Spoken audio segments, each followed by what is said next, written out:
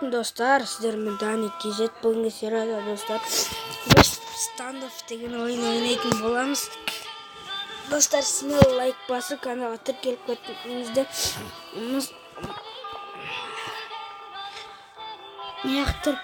tirkelemiz desеңіздер dostlar. Бұл мысалы мен видео түсірдім. Ал сіздерге тіркелген соң YouTube Dani Kizеттен YouTube түсірілді деп сәйкене келеді. Şimdi dostlar son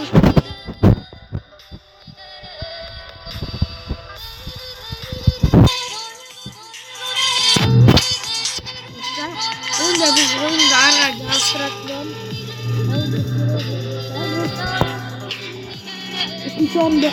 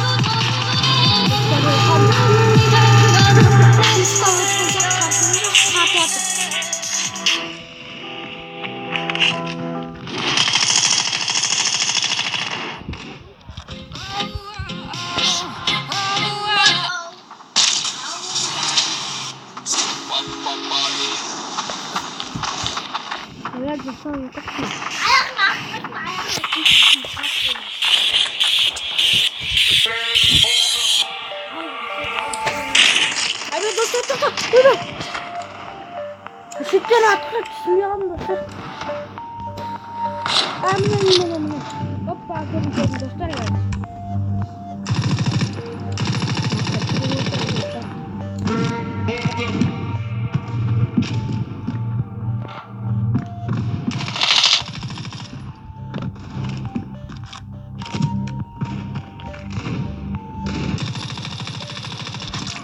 Haydi tutmuyor.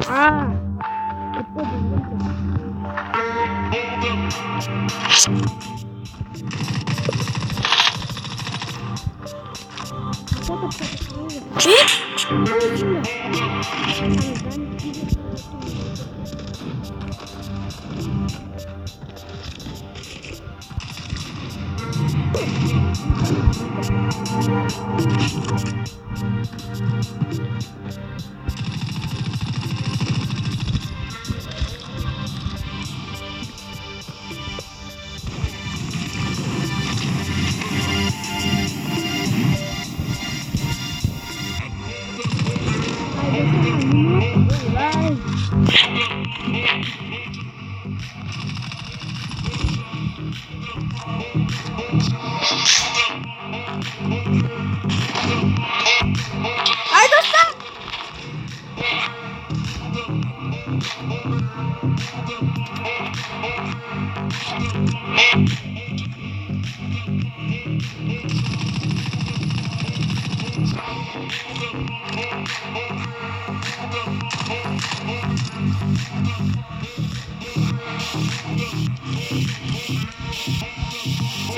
Ne okuttan?